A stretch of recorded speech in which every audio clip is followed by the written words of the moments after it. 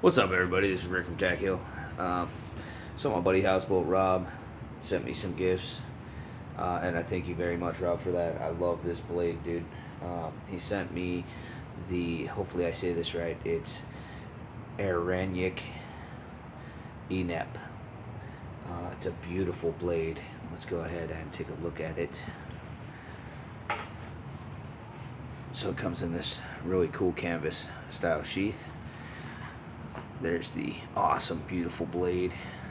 It's big, it's vicious, it is a brawler. It is a brawler of a blade, and it feels really nice and seems awesome. And he sent me this here chunk of wood, which I used and baton through with this blade. Went right through it. It got down to about that far before it cracked and split the entire piece of fat wood. You see there, it's really nice and good fat wood. So we're going to go ahead and see what we can do and light a little bit of this up. It's been pretty hot today. It's not too bad right now.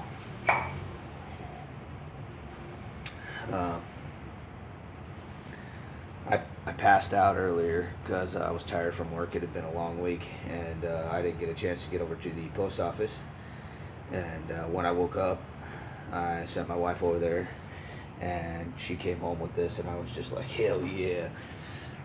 He had told me that it was going to be coming, so watch out for it. And this thing, I mean, it's just a beautiful blade.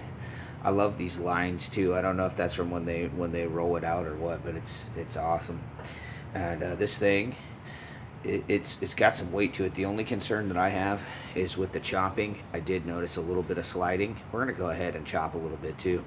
Matter of fact, we'll probably do that before we mess with the fat wood. But I noticed a little bit of sliding. And this is, I guess, a eucalyptus handle. So I'm thinking I might just wrap some sports tape on there just to help the grip a little bit. It is gorgeous. I believe it's 5160 is what he said. It's just really awesome. I mean, I love this knife already. I'm in love with it. So let's go ahead and we're just gonna whack a little bit on some pine. I can't do it too loud because it's kind of late. Well, it's not late, but it's dark and I don't want people to complain, so we'll go ahead and do that real quick. Let's get you over here. Just set up a little bit. I got this big chunk of pine here. Now it's just pine, so it ain't nothing fantabulous, but I've been using it as a baton, you can see there. So we'll go ahead and flip it around to the other side where there's no dents or anything on it. First we'll try just a little bit of feathering with it, see how it does.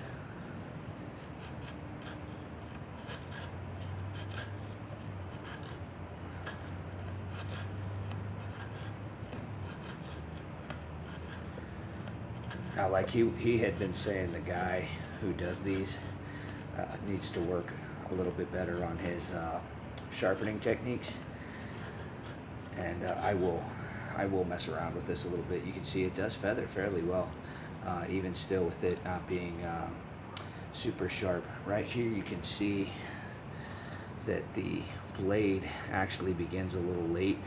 So I'm going to sharpen that down a little bit. I'm going to get this like a razor. It's pretty sharp right now, but it's not super sharp. So it says right here, made in Thailand.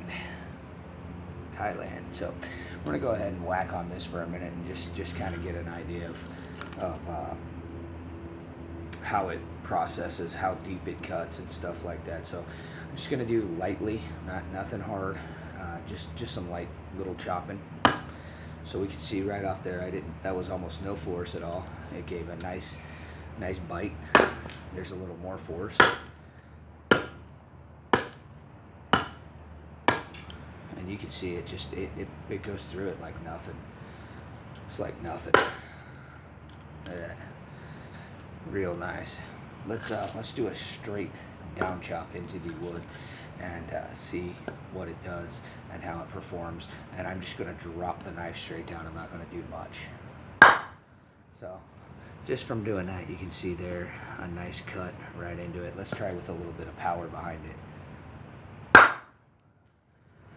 Yeah, that's pretty deep for against the wood grain, just right into it. Does really good. Let's go ahead and whack on it a little bit.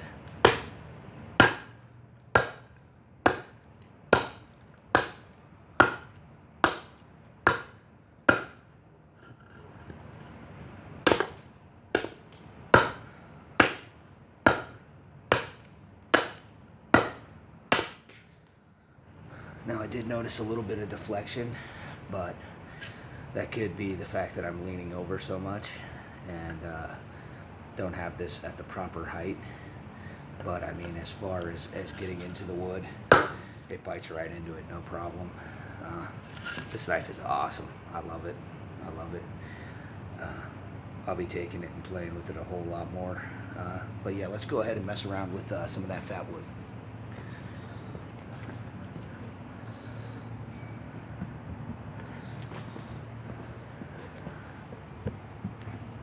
I think that should be good right there.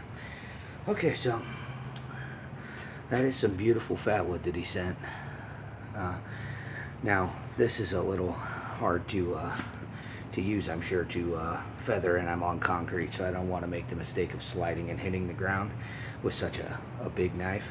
So I'm just going to go ahead and just use this pan here and this pan and just the tip, and just carve a little bit off.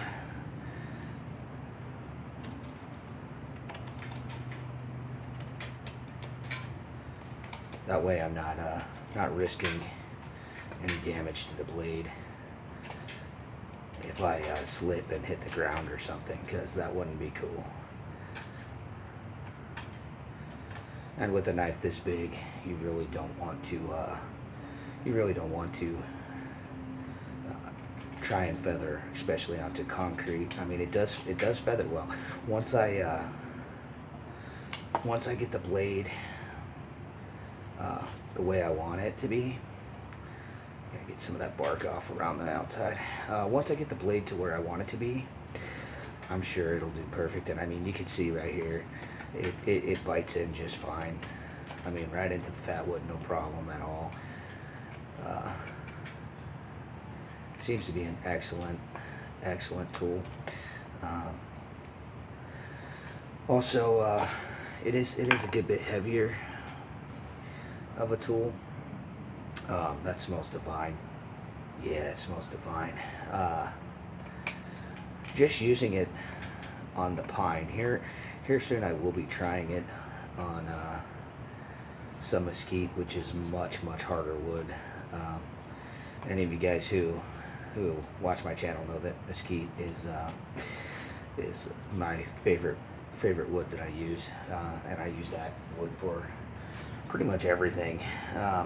One of the main reasons why, and I think people have a misconception, a lot of times people will use softwood to do stuff with, and that's great. You know, using softwood is fine, but it's not really going to show the effectiveness of a blade. When you start using a hardwood such as mesquite, mesquite is actually harder than oak, and it's a really hard wood. So when you start using that, you really can see the quality of a knife. It really shines through. So I have my beautiful beast ferro rod that was sent to me by Nathan. I love this thing. We're gonna go ahead and use that. I did update the sheath a little bit. I drilled a hole here and then took a piece of leather and wrapped some cord through it for a holder, because I don't have any way of creating a button system or anything for it. But it works pretty good. I have struck this a few times, and I actually got that on video, so I will be posting that later. Or I'll try and blend it in with this video. I don't know if I'll even edit this video. I might just post it the way it is. But we'll go ahead and shoot some sparks down, see what we can do.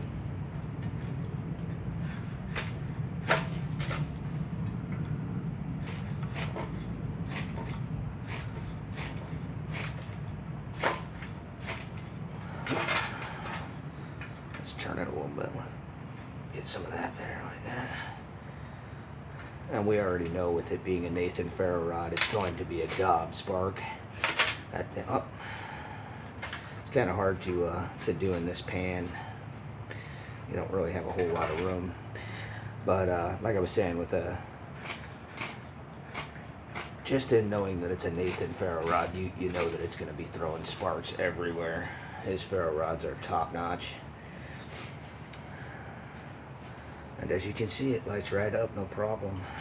It did take a few tries, and the reason being is, like I said, it's the pan, especially with a big ferro rod like this, trying to get the pan to get your hand down in there properly. But as you can see, I mean, it did excellent with the tip pulling out that fat wood. It is excellent chopper. Gets right in there, no problem. And I really thank you for this, Rob. This is a beautiful knife, bro, and I love it.